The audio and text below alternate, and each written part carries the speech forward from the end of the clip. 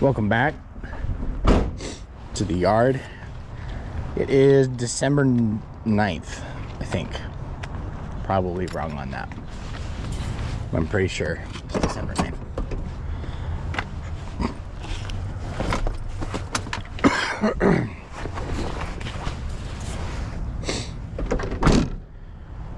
Surprise, surprise, we still have 3 buses. We just used that yellow one around Thanksgiving, and the other 2 are just sitting, kind of awaiting what we're gonna do with them. Both don't run at the moment, so we have to figure that out. Our newest addition over there is a 2004 Dodge Ram 1500. Are you kidding me? It's got the 4.7, which is a trash motor, and it sounds like trash, but I bought it for $1,000. And its job is to tow trailers around the valley. Probably won't ever take it far unless it had like a, engine replacement, something like that. It's got a big old scratch, kind of valley of the shadow of death sitting over there on the passenger bumper, but we're gonna find a part for that and get it replaced. Angular Brothers are here. So we still have some things in the hallway that are leaving for Capital Young Adults every week because it's cold. Oh, I totally spilled coffee into my jeans. That was nice. Leave it to me. So yesterday we did the kids show, and that show was a 33 microphone show, bunch of stage wedges, and like 100 and some odd kids, 7 headsets. Pretty good show. We didn't really get a whole lot of technical time with them. Their first performance was the second time that they had been on the stage at all.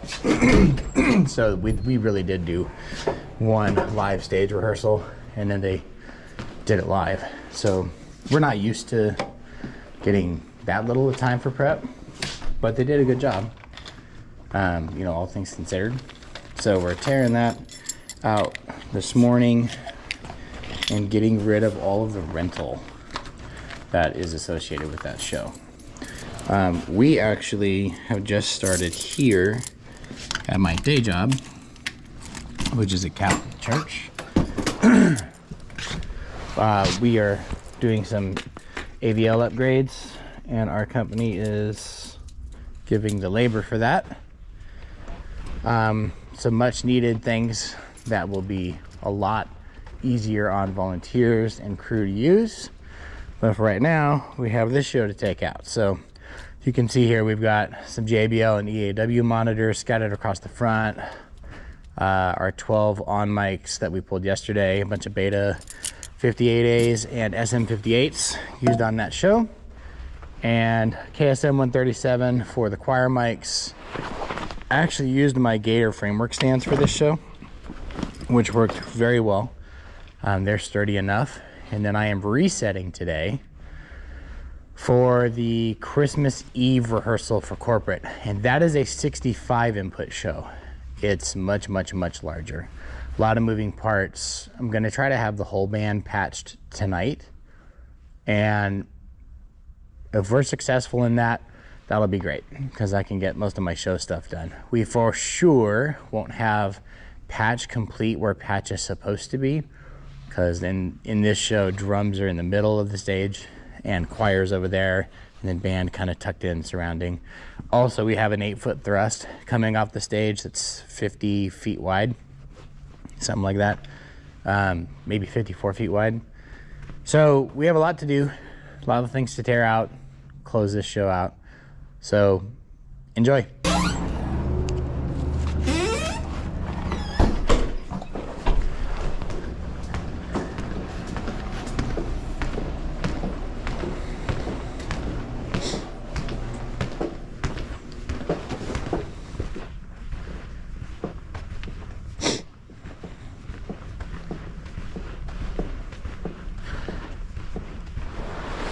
Just got back from dropping the rental off. Like I said before, 4 channels of UHFR, which is just still a really good product. Works well, very consistent, reliable. And we rented 4 GLXD belt packs. We have the receivers and stick mics already because that's what we use. Pretty convenient that a local production house for us just has those in stock, and we can just add them to our system when we need them. Didn't need to buy those, so that was a win for us. I had to go out and buy, of course, a battery charger for the GoPro Hero 13 because the batteries for the 10, of course, don't work. So we're gonna start tearing apart the rest of this stage. Getting the stuff off of it that belongs to kids so we can start putting the Christmas Eve stuff in. We got a lot to do. We're probably only gonna have maybe 40 or so of the inputs we need for this show tonight. A lot of the stuff that's not gonna be plugged in is stuff that we're supposed to be purchasing today. Wireless and odds and ends. So all this is gonna get cleaned up. Got stuff over there to get cleaned up. We still have youth services we need to do this week, women's brunch through the weekend, and then actual weekend services. So there's still a lot going on. This is kind of our backstage area. That side of the stage has one as well. It's where the tools and lifts are. This is where all the show prep stuff is from each show. So as we take them down and we get finished with them, we're basically just putting all of that stuff here, sorting it, and then of course sending it out where it needs to go. So I'm gonna start working on that here pretty quick, get some batteries charging and get moving.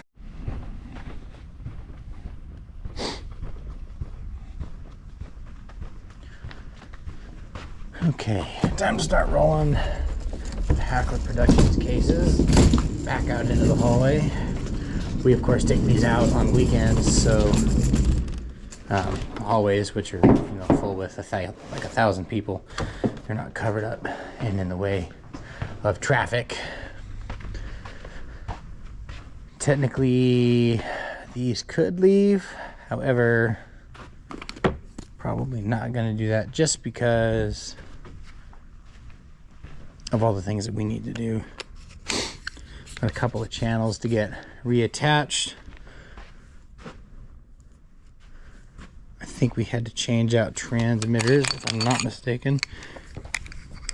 I actually made one mistake on this show. This one's G50. I thought we had 2 H50 channels. Turns out, of course, we had 3. So I had to swap a belt pack and a stick mic to make it work with one of the house units. So we just need to see where these are. Yeah, this is the house unit. This one is H50 for sure. Sure, ha ha ha ha ha. Yep, H50. Glad I didn't leave that in there. That would have been bad. Okay, so that means that this is my 58 capsule. It goes on this microphone, and this is the green one that goes here. Perfect.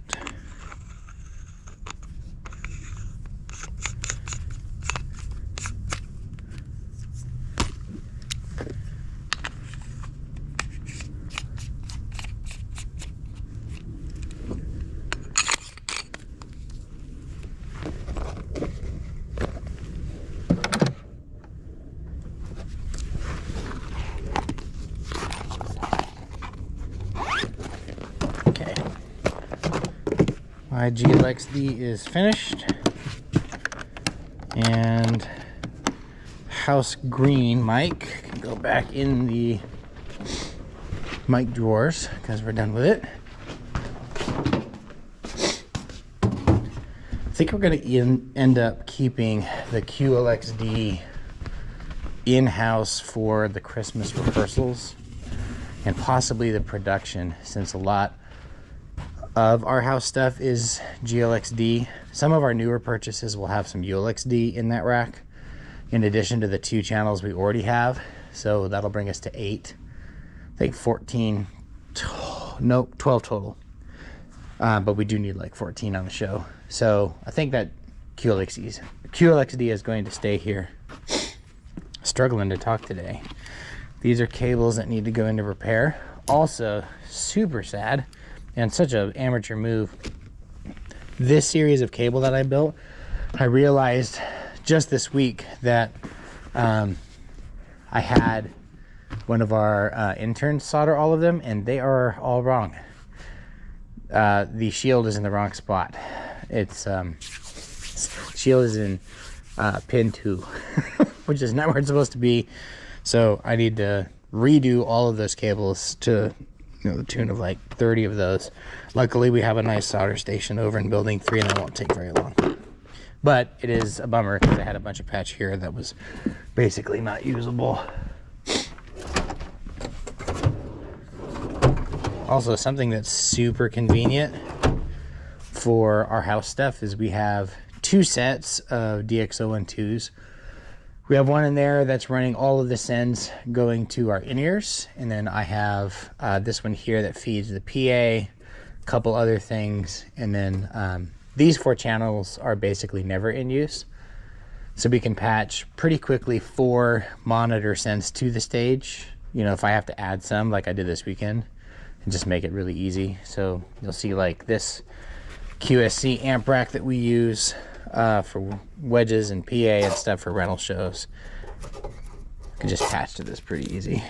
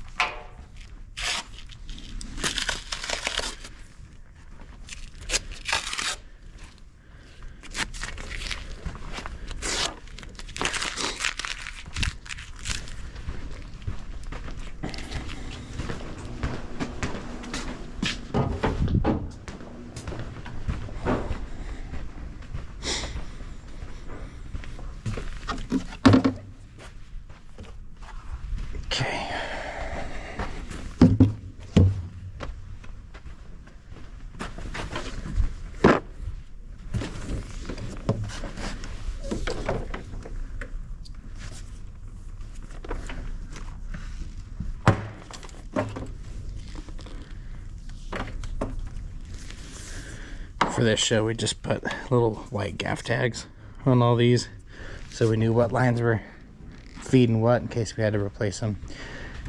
It is obnoxious to write all of those flags for a show, but the moment you have to go start digging for cable, boy, it sure is helpful.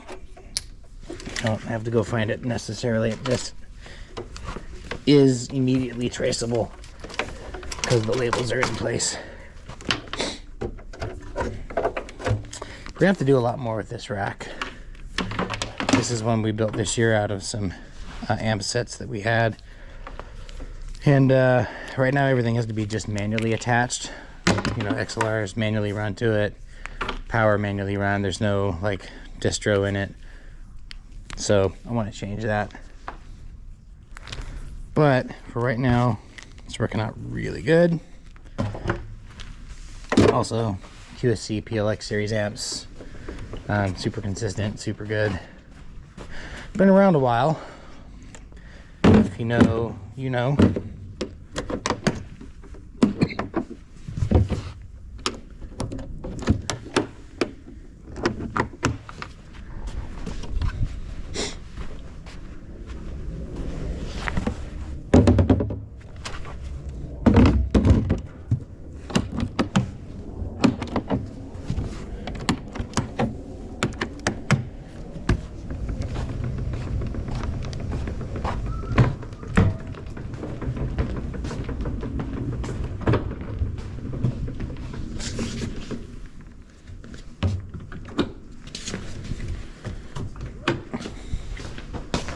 What's up? Leia?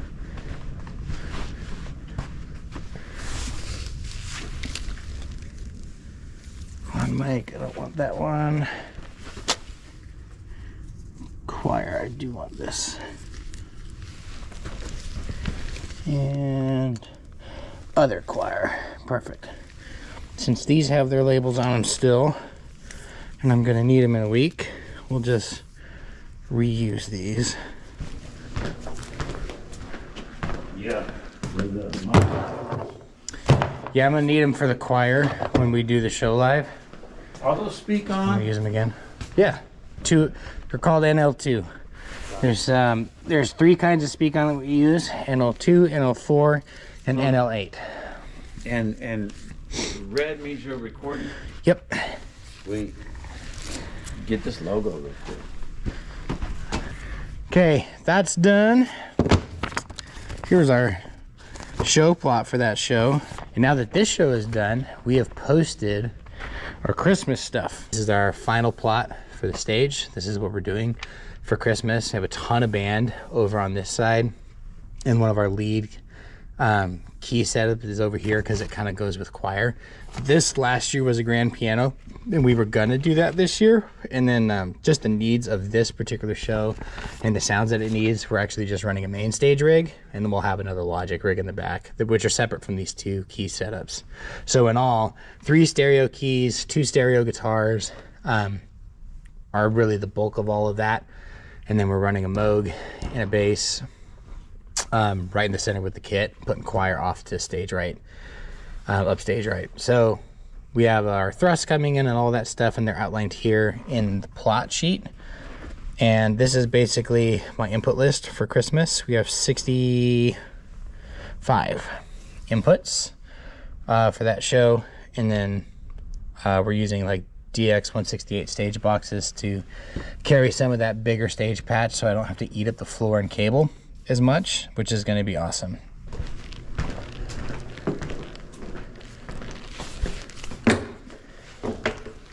All right, we'll set this pile here.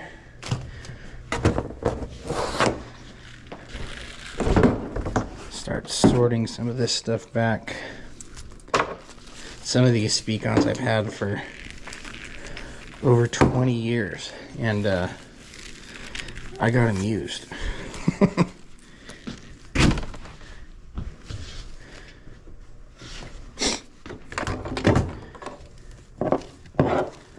And I'm only 33, so when I say 20 years, I know about how long they've been in this building prior to me running things here.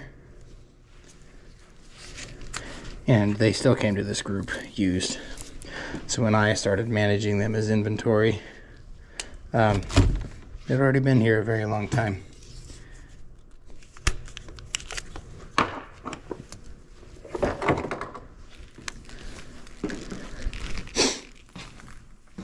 This is a mess.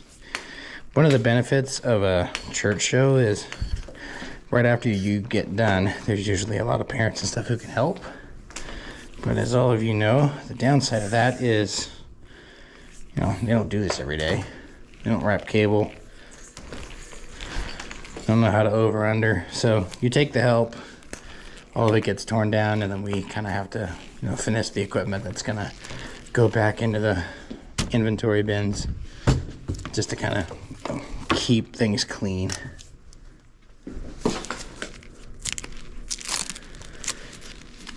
Try to keep these bins as clean as we can, because there's nothing worse than needing to patch a show or do things last minute, and you get to a cable box and everything is just wrecked. It's not been taken care of. It's just kind of chucked in there. I've done a couple of tours. Specifically, we did the Luke Combs tour here. I was just a utility for the day, and one of the days, we had like 5 days worth of work on this. One of the days was feeder day, which I think was the very first day. Feeder went in first after all the floor coverings and stuff were down.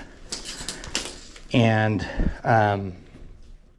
it was a ton of feeder. They had a 53-foot trailer with 2 Caterpillar diesel generators on it. Pretty massive trailer, lots and lots of power. But that feeder that was on that truck had just come from an outdoor show in like Michigan or something like that, and it was raining, and all of that feeder was covered in mud. Some of it was still wet in the pack, and it was miserable. That was some of the dirtiest feeder cable that I've ever had to roll, and it wasn't put in the boxes right, so when we went to pull it, it was a tangled rat's nest. For those of you who have thrown feeder is very, very heavy, especially tour feeder. It's all usually 2/0 cable, and it's just a huge amount of weight. I am small. I'm like 5'8".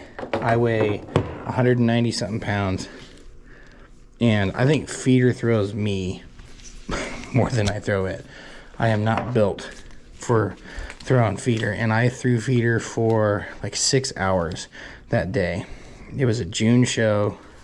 It was hot, and we did it on Albertson Stadium and at BSU. Oh, that's so bad. And so it was hot. We were sweating. I was in pretty heavy clothes just for the amount of wear I was gonna put on them with this kind of work, and it was just so hot. Feeder was heavy. I had, by the end of the day, I think I had for sure pulled a couple thousand feet of feeder under the stage and for lighting and audio. And there were like 12 of us doing it. It wasn't just me. There was a ton of us pulling feeder on this show, and it just was exhausting. My arms the next day were trash. And of course, we still had a show to build. So I was fairly miserable after pulling all of that cable. Probably one of the worst feeder experiences of my life. This guy stinks! So the moral of this story is, when you put cable away,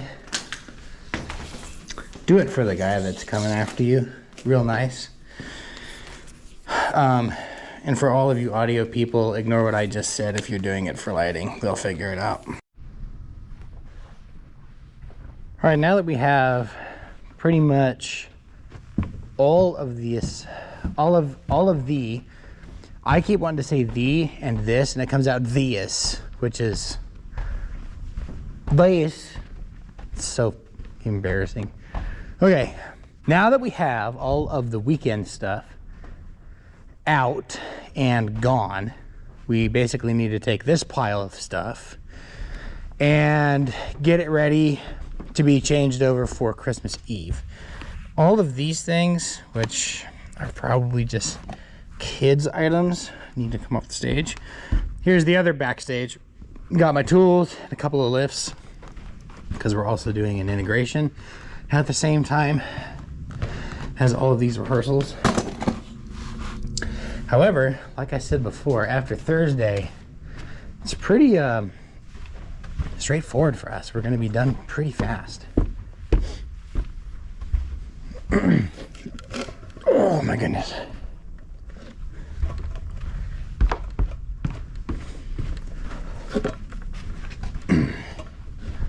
Oh my goodness. I'm tripping on stuff. I need all of these things out of here.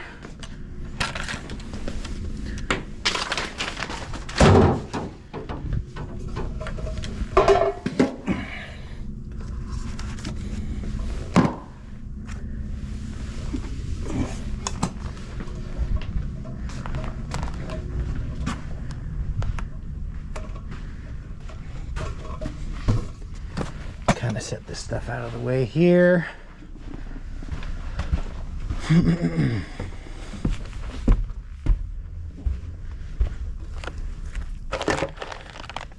Pretty typical of young adult, youth, kids. They do a thing and then they just leave all their stuff.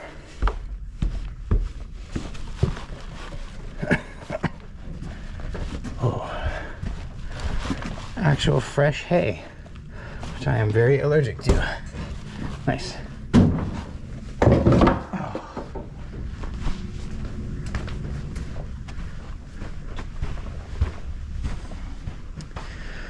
We of course buried the lift in drape because we actually have to take the star down and some other things in preparation for our next shows.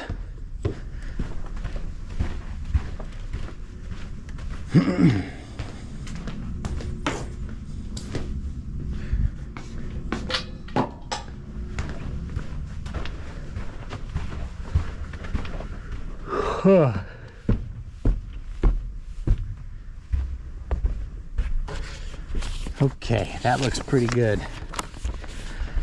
So tonight we have a talkback setup that we need to put together. We don't have to do keys 3 because they're not going to be here.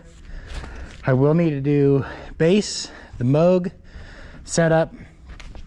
We have keys 1 and 2 and electrics 1 and 2 that need to come in on this stage. And then our random vocals, again, they're going to be sharing mics and packs because we don't yet own the things that do this show. And I think that should get me ready for tonight.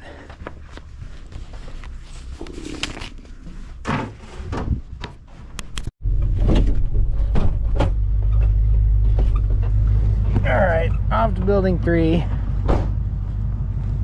Pick up some bells and instruments that we need for tonight's rehearsal. Got them. This will be the gray C1000S. Yep. And there's 2 more if I need them. Actually, I think I did decide we were doing that. This is actually Jeremy's vocal mic. Beautiful mic. It's a KSM 8. I have a couple of those, and its brother, the black KSM 9s. Very great microphones. These C1000Ss are underrated, in my opinion. They are a great microphone. I have used them for choirs, live acoustic guitars. I'm going to use it for bells and chimes. The dulcimer that'll be on stage. There's just a lot that they pick up, and they in their tonality, they sound very clean. Tons of game before feedback. They're just an underutilized mic. I did use a D6 on that floor tom that we had, and I didn't have the attack I wanted. You know, I mean, normally a floor tom mic with a kick drum is good, but I think this floor tom is just too small. It's not, it doesn't capture, it's not giving off a lot of good punchy lows. Also, the heads are worn out on that tom.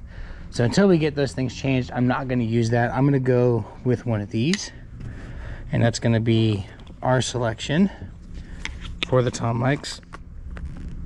Yeah, these won't fit. One of my engineers bought like a handful of what's the brand we use? Proline stands. I love a good Proline stand for like church use. Totally works out great. All of our stuff on the road is K&M, DR Pro, and Gator. But he bought these Proline mic clips. First of all, they look stupid. This is the king. A Shure mic clip. King. And you should only have these. Personal opinion. This looks like a bad haircut. I don't know what it is. I just hate the way it looks, and I literally don't want to use it because it looks stupid. All right, that note is over. So C1000S, got 2 of them. We're gonna park those on stage, and then we've got a couple of hot shots here. We're gonna use these for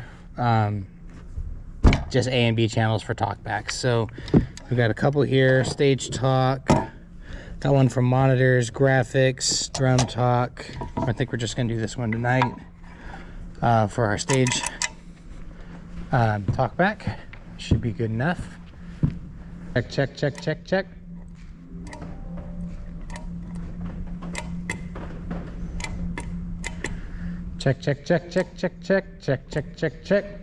Okay, I can hear it. Hopefully that's okay. Check. 1, 2, 3, 4. 1, 2, 3, 4, 5. Hey. Okay, I think the Phantom is bled off that channel. It was popping there for a minute. I'll keep an eye on that, but that should work out really good for what we need it for. And I did have a really stupid, there it is, just quick small little boom stand. I've had these little Samsons forever. They suck.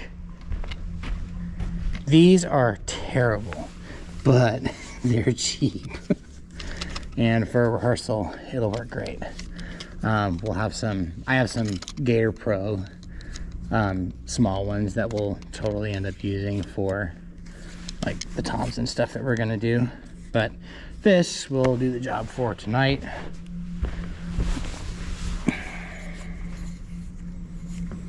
So floor tom.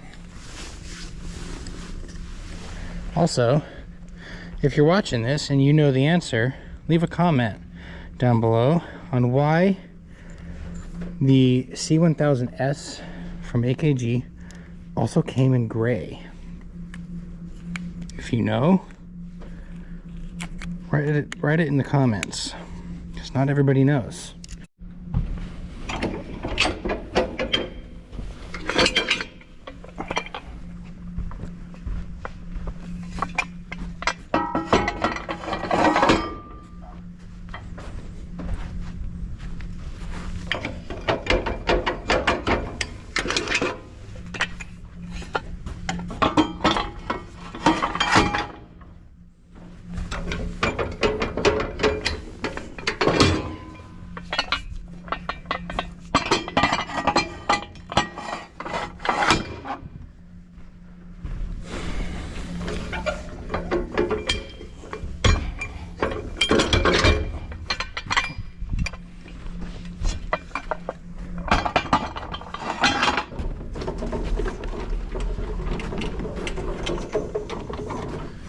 Okay.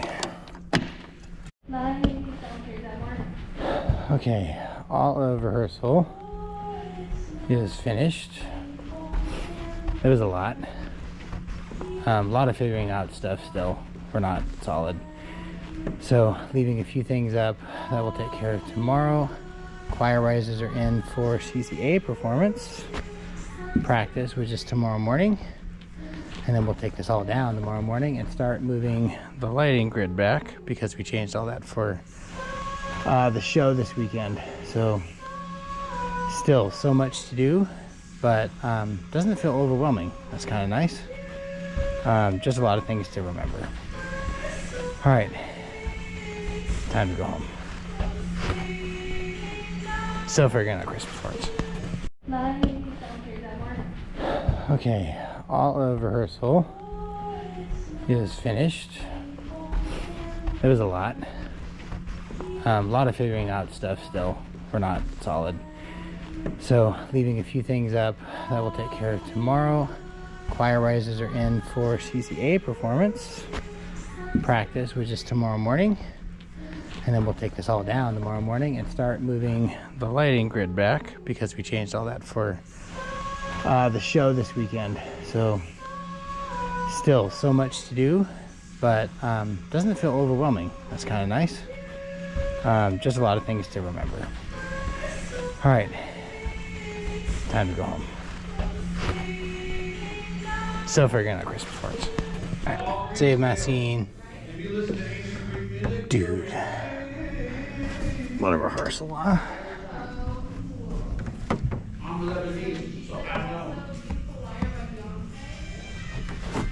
Yep, that's all down.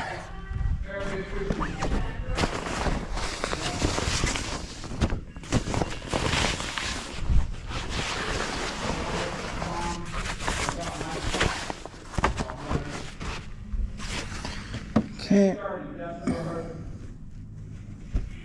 That sucks. It means I have to be here at 7:45. If you're here earlier than that for a 4 wireless mic tracks rehearsal, then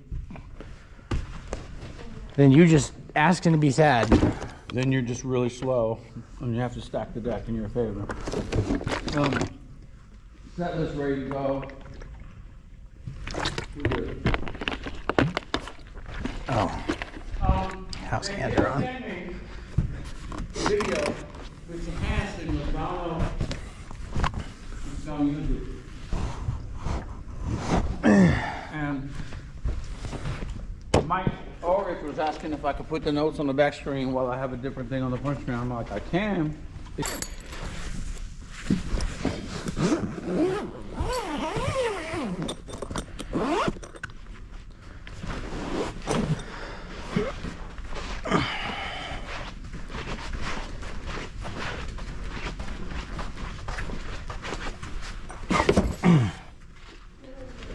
Okay.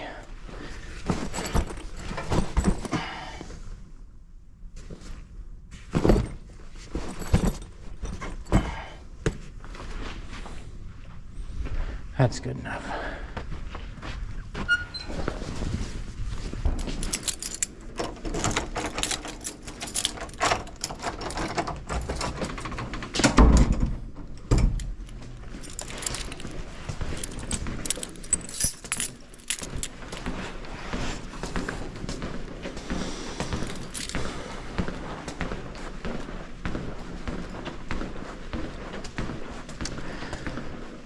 Well, that leaves us at December 9th.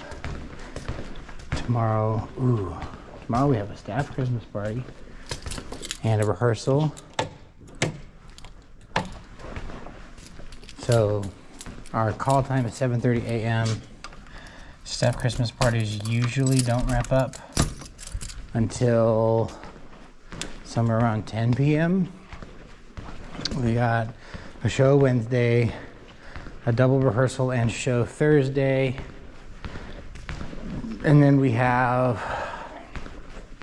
load-in also Wednesday for the first part of production that's coming in for Christmas. We have that, and then we have all of those scenes to write. It's going to be a busy one through the end of the week, but luckily the show that is on Thursday night is pretty small. It's gonna be kind of fun. I'm teaching a bunch of 8th graders how to do stagehand stuff, and then we'll clear that and get ready for Sunday. And then right as soon as Sunday's done, all the heavy stuff starts coming in because we are really close to Christmas. What's crazy is it doesn't feel like Christmas, and I don't know what it is.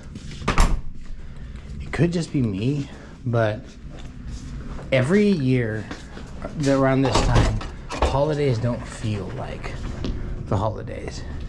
I've come to the conclusion that the holidays only feel like the holidays if you make them feel like the holidays. Like December itself does not feel like Christmas. The things you do that are holiday related make it feel like Christmas. Otherwise, it's just another day. So with that, I'm out, and catch you on the next one.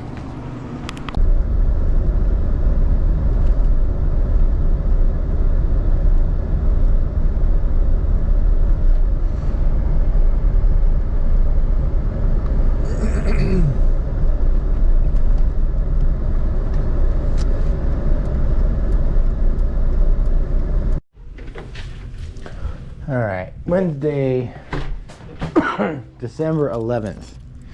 We are 13 days, effectively 2 weeks, from Christmas Eve. And we just got our first order of rental stuff in yesterday. We're going to be setting it up today and getting Monitor World programmed for our rehearsals and show stuff. The rest of the rental things we're going to figure out today, since our ordered equipment is not going to make it in time.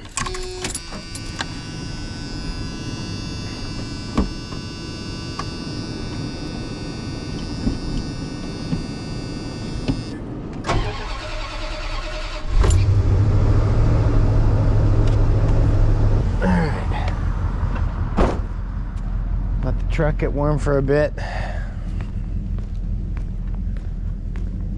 Go get some coffee and get this day started. We got one more show to finish tomorrow for the kids shows, and then they're done, and we can just focus on Christmas Eve. Then in 2 weeks be finished with that, which I am ready for.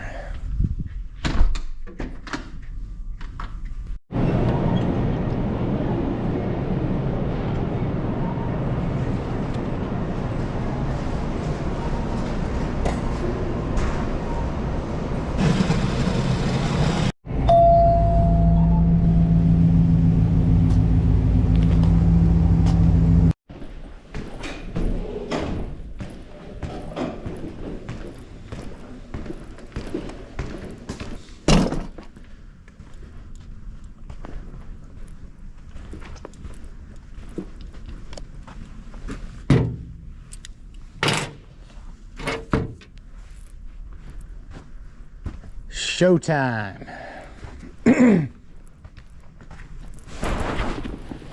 Just put that down there. Might as well take the coat off because it's gonna get hot.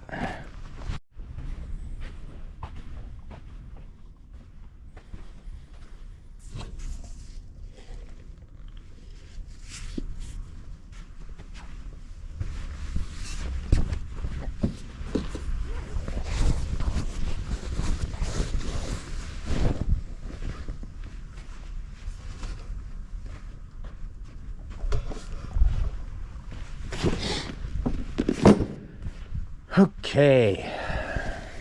Let's get all this show stuff out. We're doing, between rehearsals and shows, we're like 5 a week right now. So this area is getting constantly filled and emptied and filled and emptied. And so today isn't empty. So I can fill it right back up again with a different show. We have one tonight. But we'll start show prepping for around 1 o'clock. And it's not complicated. 6-piece band, 5 vocals. But of course, since it's a house system, none of that has to be built. It's just using house gear, no rental. So we'll be setting up the rentals for the big show today. Doing some programming. And then figuring out some solutions for basically how it is that we're going to talk to in-ears. It's a monitor heavy show. I think my last count, I have something like 14 sets of in-ears that's going to be on this. And originally we were supposed to buy all of our new equipment for in-ears and such. So since it's not going to be here in time, that's going to turn into a rental. Which part of the reason we're out of time is it's not just integrating into this. I have to, of course, take this rack down and make room for our new stuff and move some things over. Those aren't hard projects. They just take time. And it's time that I don't have right now. And as we get closer and closer to live show day, I have even less time.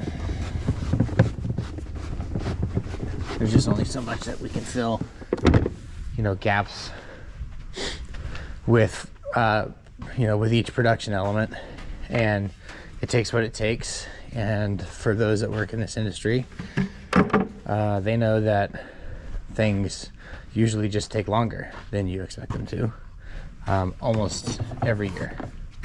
Something comes up, you need to adapt, make change, blah, blah, blah. Unless you're working on a tour, you see those things a little bit less just because your show's the same every day to a degree. Most tours are going out with pretty good stuff. So right now we're just getting this kind of cleaned up and ready for show. So we have a 56 channel 3-way split. One's 110 feet, goes to front of house through conduit and stuff. The other is a 15-foot 56 channel split that is for monitors. There's another one under here that's actually not terminated. And normally we bring just 48 channels up to the CDM32 and a DX168, and that's how I stab them into the D-Live monitor console. This show has 65 inputs, and we were supposed to have a DX168, 2 of them, in the show. Basically, one of the DX168s was going to go live at Drum World on a riser, so that, we didn't have, like we do right now, loads of XLR coming off of the kit and eating up floor boxes. So that was going to be a win. And then all of our house wireless was going to plug into another DX168, with a third one taking in the outside stuff. So we have a DX168 pulling a 16 channel set from the front of the stage. There's 16 inputs up there. Those were coming to a box. All of our wireless, which right now is 8 channels, but will be 12 would be going to a box, and then 4 channels for crowd mics. And we don't have any of that. And this show is already programmed and set. So I think these are going to turn into rentals, because what we want to do is still put the same equipment in that we are going to purchase, so that when we actually have the purchase stuff, we can just change it out and the system still runs the same. So I believe that's how we're going to do this. We're still using our DX012s. Like these are the ones that are feeding the in-ears. We're probably just going to duplicate that one because it looks nice. I think we might end up taking this DX012 and moving it to here for those in-ears, and just using the outputs of the 168 to feed the PA. So effectively, this is the double rack system for our main hang, our 4888s. They come out of here. And we are still using a drive rack 4800 for those. That's fed off of this. We do monitor sends from this. This is kind of mains and monitors and sub. Patch out is what that 012 is used for. And then we have this rack, which is all of RF. So everything is, you know, clean, nicely put in here. And then we have that CP beam antenna and that diversity fin. But of course, both from RF Venue. And they're staged so that there's no interference, but everything comes off this rack. And then this is basically lighting and video. So we have changes coming to these, both in how they're built and how they're deployed. We've got a lot of work to do there, just to make it super clean and really, really neat. The big change is moving these drawers over there and adding additional wireless into here. So with that said, we have no time to move those things over. So we're gonna have to do this show with rental stuff, but program the rental stuff how the show stuff is gonna be. That way when the show stuff that we will own, when it gets here, we don't have to redo the work that we did. Also, for a normal week, and I'm gonna have to cut this segment down because I've been talking forever, but the front of house console runs ears for us middle of week. We don't have a monitor desk. I don't have a full-time anybody to do that. So we have just our 6 in-ears, usually 5 actually on a Sunday, which is like totally adequate. We only just do these changes for the bigger shows that of course need 12 or 14 like we're doing this year. So it's time to start pulling the equipment in and getting things patched and routed and start on all of that crazy process.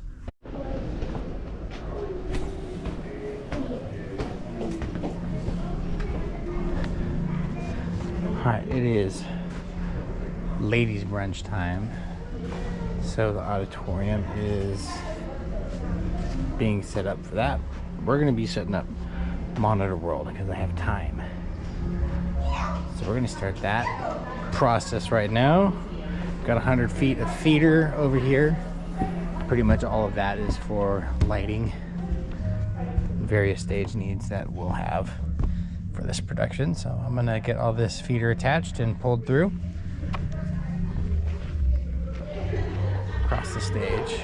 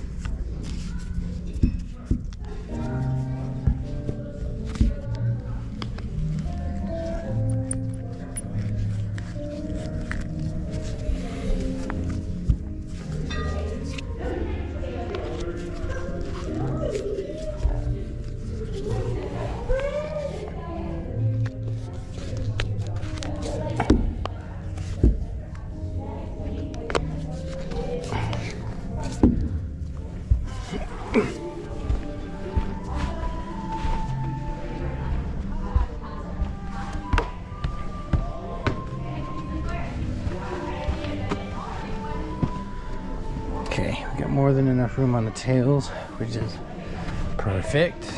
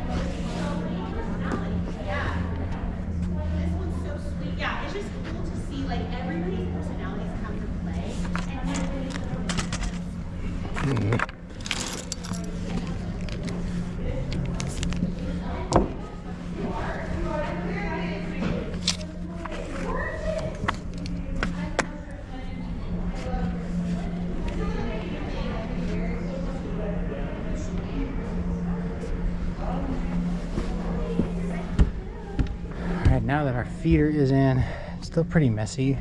We're actually going to take all of these LED power supply things out at some point and clean up the back of the stage. But that's not going to happen before this Christmas. Can guarantee you that.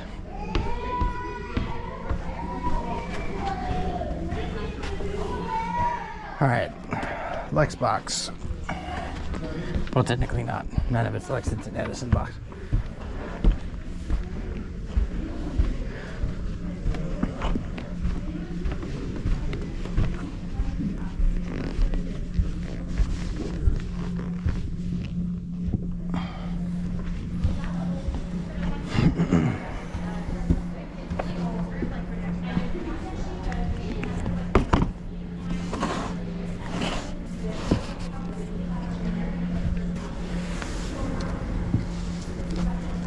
Okay, I'll take our shortest one. Looks like I can already tell that that's going to fit, so that's great.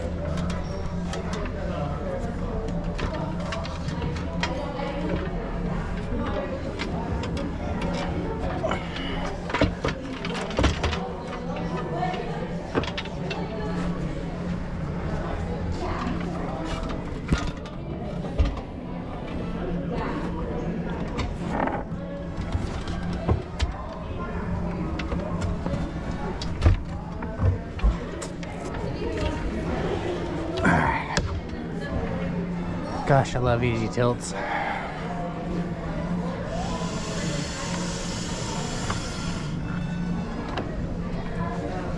Easy tilt for the win. Every time.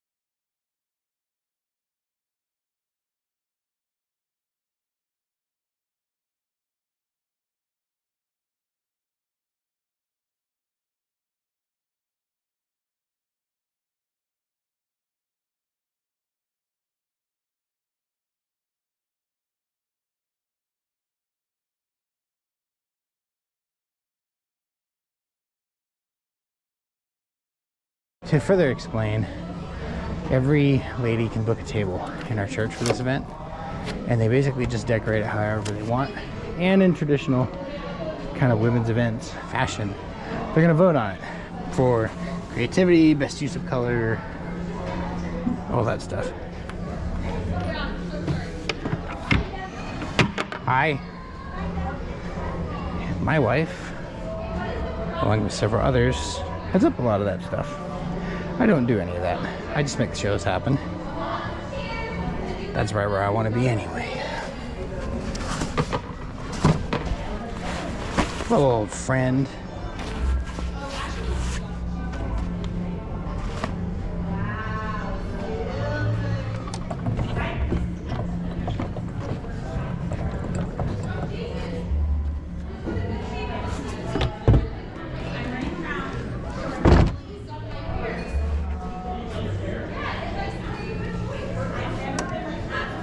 Okay, for this show, we're gonna just use the CDM in this D-Live profile as I'm shredding my nails on these case handles. It feels good.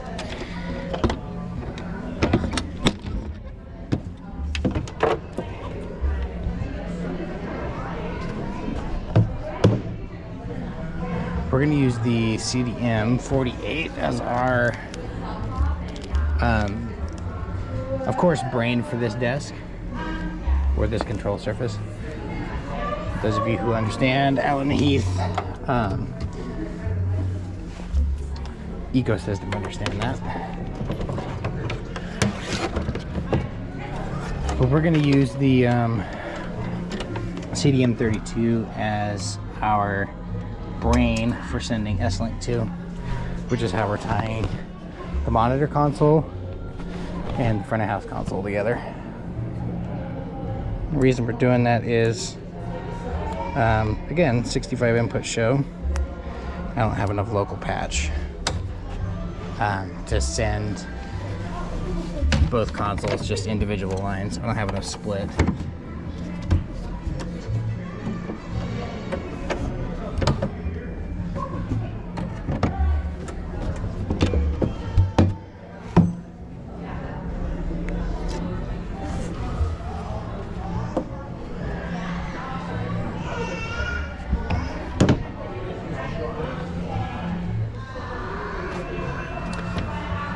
So for everyone following these videos, we do have a 56 channel split, and I can technically fit my stage into that 56, but the reason we are doing splits and everything over S-Link and tie lines is not because we can't do it a different way, it's because we are installing permanently some DX168s into our system, and so a lot of the signals on the stage or in the racks will no longer go to this 56 split. It's just really inefficient. So instead, they're going to live in stage boxes. Eventually, this 56 channel CBI three-way split is actually going to go away, and most of it's going to be on stage boxes. And if there's ever an issue with those, we'll just end up replacing them. But basically, all of our I/O is going to live on actual boxes here pretty soon, and that split's going to go away entirely. So we need it right now, but not long term, and so we're programming these shows around the changes that we intend to make and not really with what we have in the building, because some of those changes are going to happen sooner than later, some of them as soon as January.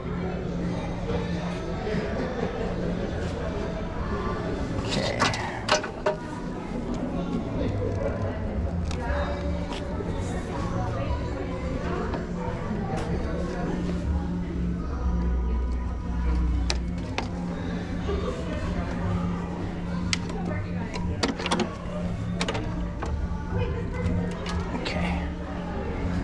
Guy over there.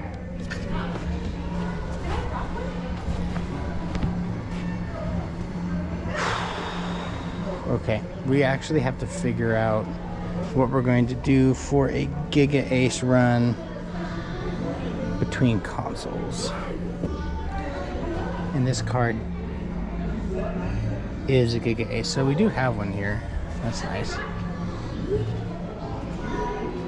Looks like they loaded the Dante card for me. So that's wonderful. So we do have our Giga Ace connection here, which we'll be putting into B, and our front of house console is going to come out of A. I think that's how we're going to do that.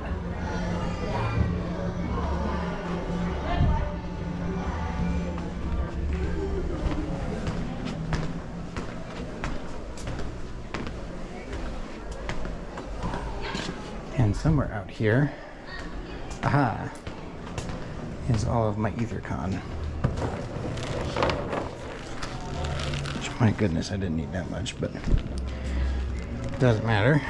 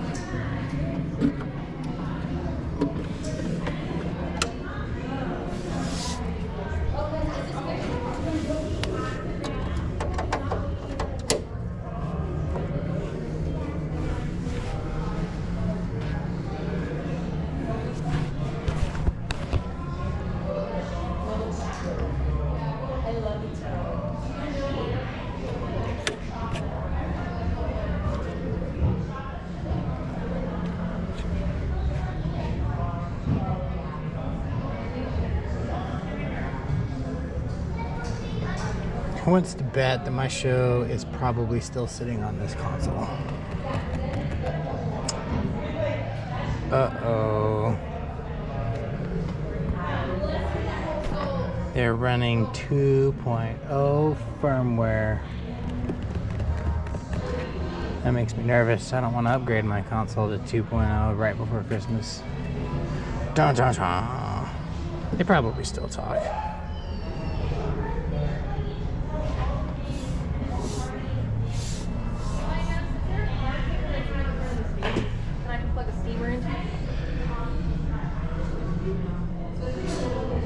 No.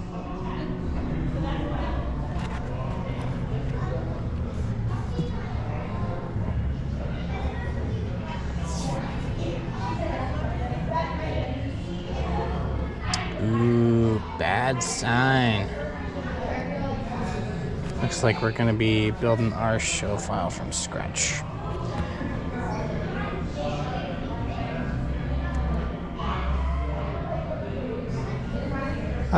Well, these are scenes. I wonder if the shows are still here. Oh, maybe. 2024. Oh, no way. Canon monitors and 23 Christmas Eve monitors. No way. Recall.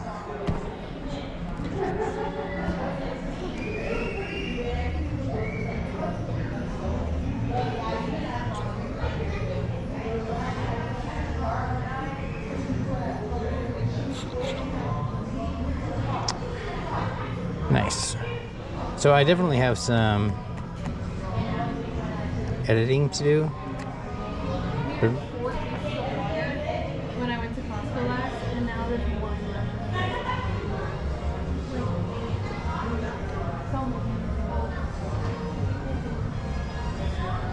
Okay. So we have all of these things to change, routes to change, some console building to do. But at least it's talking to Snake. That is great news.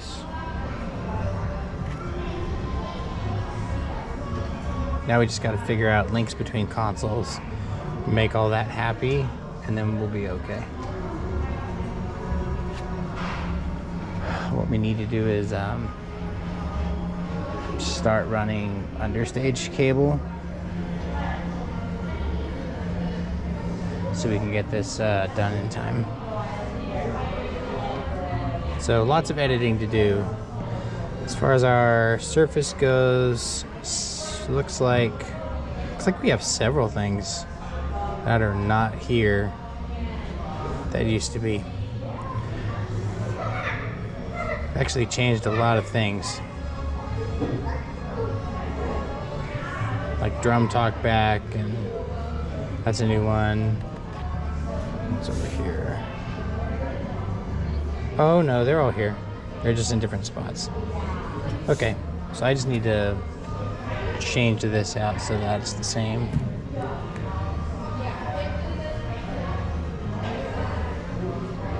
There's a couple things that we're going to do. One of them is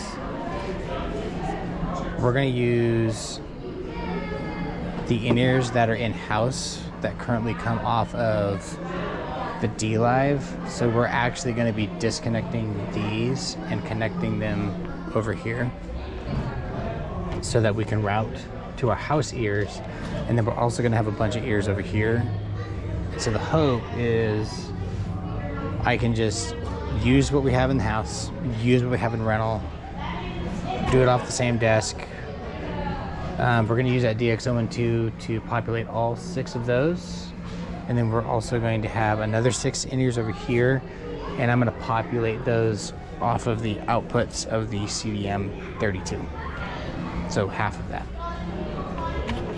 And that's my plan. Monitors, I will probably end up driving off of the front of house desk because monitors are coming off of this DX012, which feeds the house PA and all that stuff. So that's my plan. I have a lot of show programming to do. I'm gonna go figure this out in D-Live Director.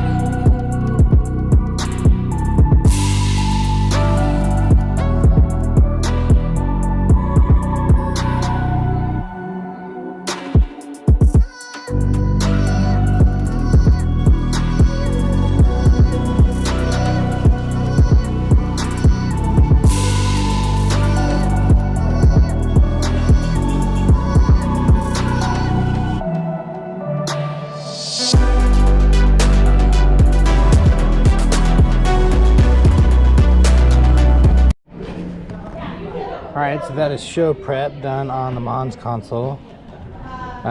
Basically, I just brought in everything from the front of house desk because it was a lot less editing and I already had the channels built into the surface. So here's our 12 mixes where, you know, most of our stage is.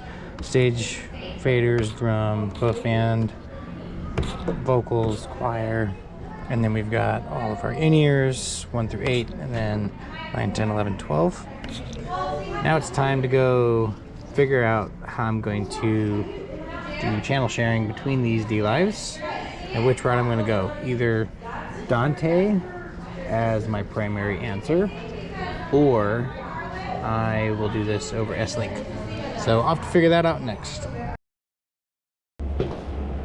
So most of the control side of things is here, and I will usually keep like a Dante something or other controller with me on like a laptop or something on a local network, but today I'm not going to do that.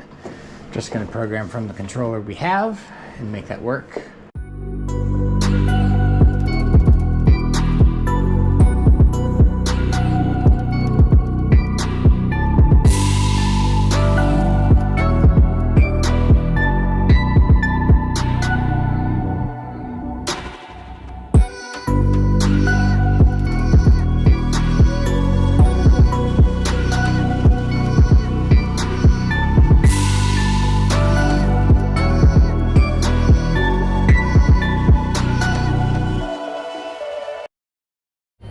Alright, so got everything mapped between the two consoles. We are going to use Dante as our basically our medium to get audio from the front of house desk to the Mons desk, simply because I don't have enough Giga Ace ports in this system and the cards that I need are going to arrive late. So Dante is the solve for that at the moment. So primary link onto the network, probably put a secondary in there later, but for now this is in great shape and is working flawlessly because Dante works really well. So I got everything mapped and easy solution. So all of these changes effectively mean the end of life for this OMV 96i. I'm sure it'll come back in some form or another, but it's basically going to be done at the end of this year. And SQ5 will take its place, and even more Dante stuff. That basically wraps it up for all of our monitor prep for Christmas Eve stuff. I got everything saved in Dante controller. The desks are both recallable and sitting on different portions of the IP block so they don't interrupt each other. So really, we're ready to go.